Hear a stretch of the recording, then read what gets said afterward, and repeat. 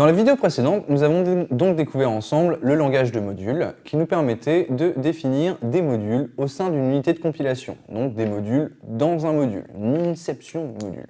Par contre, il y a quelque chose qu'on n'avait pas encore vu, c'était comment contrôler la signature, l'interface de ces sous-modules. On sait qu'on peut contrôler l'interface d'un module, enfin d'une unité de compilation grâce à son fichier .mli, son fichier d'interface, mais on ne connaît pas encore toute la syntaxe qui nous permettrait de descendre la granularité de cette syntaxe jusqu'à celle des langages de modules. C'est ce qu'on va découvrir dans cette vidéo, avec une nouvelle notion, à savoir les signatures de modules. Donc, sous vos yeux ébahis, la syntaxe pour une signature de module. Donc nous allons reprendre notre bête module car qu'on avait en dessous, vous voyez il est un petit peu plus bas, donc ici il n'y a pas de surprise, on retrouve notre module car. La différence c'est que ici vous voyez que j'ai rajouté entre le car et le signe égal un 2 points qui va me permettre de spécifier à quelle signature ce module doit répondre, quelle signature il doit implémenter. Alors vous voyez qu'on est vraiment très proche dans la notion d'interface, tout ça, c'est des choses qui vous sont familières, c'est très logique, mais là on découvre comment l'exprimer en camel. Alors, une signature, ça va tout simplement se déclarer de la façon suivante, donc la syntaxe est très proche de la structure d'un module. Ici, la signature, ça va être à nouveau le mot-clé module, donc comme pour la structure, suivi du mot-clé type. Alors attention, ici, ne pas omettre le mot-clé type, suivi ensuite du nom qu'on souhaite donner à notre signature. Alors, vous voyez ici que j'ai décidé d'utiliser le nom de la signature tout en capital. C'est une convention en OCaml qui est respectée par à peu près tous les développeurs OCaml. Donc, je vous recommande de la respecter aussi, comme ça vous aurez plus facilement accès à lire des codes d'autres développeurs et puis après d'autres développeurs qui lisent votre code. Et je trouve que c'est plus clair aussi, parce que quand on va avoir après des fichiers avec beaucoup de signatures, enfin on verra ça après, c'est pratique quand même de pouvoir retrouver qu'est-ce qu'est une signature, qu'est-ce qu'est un module au premier coup d'œil, de les regrouper proprement. Donc ça range tout bien, donc je vous conseille de respecter ça. Alors, suivi du signe égal, pas de surprise comme en dessous, et à nouveau un bloc. Par contre, cette fois, ce n'est pas un bloc struct end, c'est un bloc sig end. Okay. Donc faites bien attention à la subtilité par rapport à la définition d'un module. La déclaration d'une signature, c'est le mot-clé type et le mot-clé sig. Faites bien attention. Et ensuite, la syntaxe qu'on va utiliser dans la signature, c'est bien évidemment la même qu'on a dans le fichier .mli. C'est-à-dire qu'on va pouvoir avoir des types, abstraits ou non. Donc, vous voyez ici, j'ai décidé qu'il était abstrait. Et ça va nous permettre quelque chose de très intéressant dans cet exemple, j'y reviens dans quelques instants. Et je vais pouvoir spécifier les types de toutes les fonctions, la routine, quoi. Si vous avez compris comment on faisait les interfaces, les signatures de modules, c'est la même chose, sauf qu'on l'inclut dans une nouvelle structure, dans un nouveau bloc, le bloc sigEnd, et on va lier le tout à un module type qui s'appelle véhicule. Ok, donc une signature de module. Donc je vous disais il y a un instant que mon module car devait respecter la signature véhicule. Donc ça impose que tous les types que je vais définir et tous les types des fonctions que je vais définir en dessous, des constantes, bon là il n'y a pas de constante, doit respecter bien évidemment la signature. Et ce qui est intéressant, c'est que, étant donné qu'ici mon type il est abstrait, ça ne regarde pas du tout le monde extérieur de savoir comment je vais implémenter mon type T. Donc dans le cas de mon module car, qui respecte l'interface véhicule, je vais implémenter mon type T en tant qu'un triplet string, croix int. Mais vous voyez tout en bas de l'écran apparaître un deuxième module qui est le module tank, parce que c'est plus rigolo que les voitures. Mais le tank implémente lui aussi la signature véhicule, c'est-à-dire que ici mon tank va devoir avoir exactement les mêmes fonctions, les mêmes types.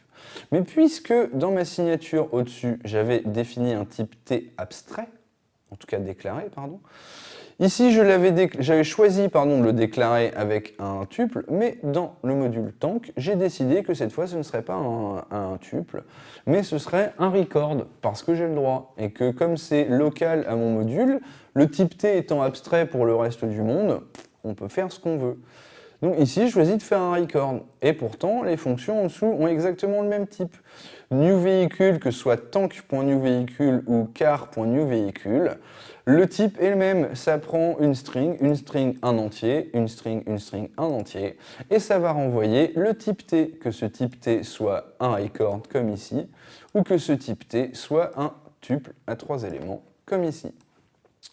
Alors, on voit, hein, ça va me permettre d'avoir des fonctions, là, je sais pas, do something, qui va afficher quelque chose pour la voiture, mais qui va afficher quelque chose d'autre pour le tank.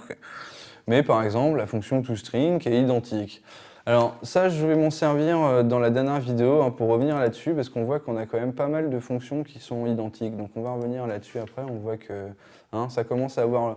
Ça sent comme l'objet, ça a le même goût que l'objet, mais on voit que c'est pas encore tout à fait ça. Et en fait là, on commence à toucher à la programmation modulaire. Mais j'ai une vidéo là-dessus, on y revient dans un instant.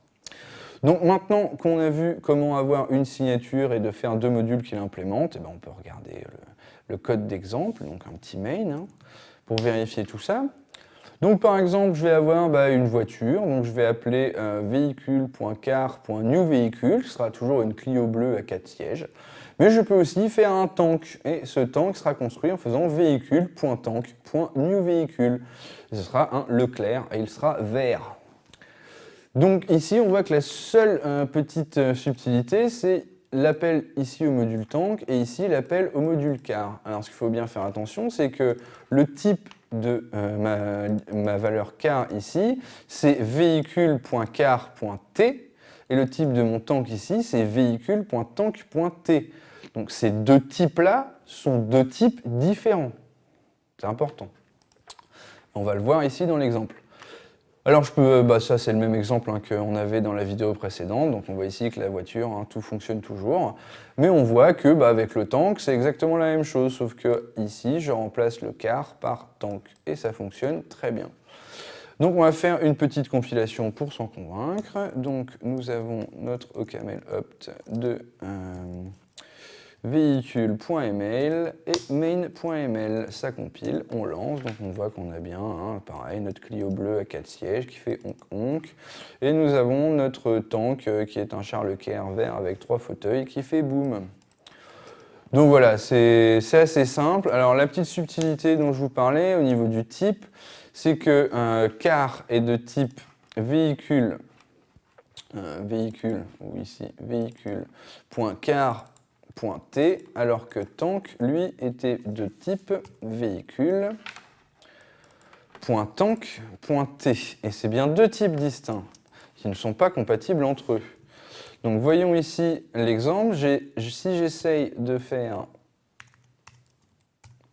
d'appeler le do something d'un tank, à savoir tirer avec son canon, avec en paramètre ma Clio, vous allez voir qu'il y a des problèmes, puisqu'une Clio, comme vous le savez tous, n'a pas de canon.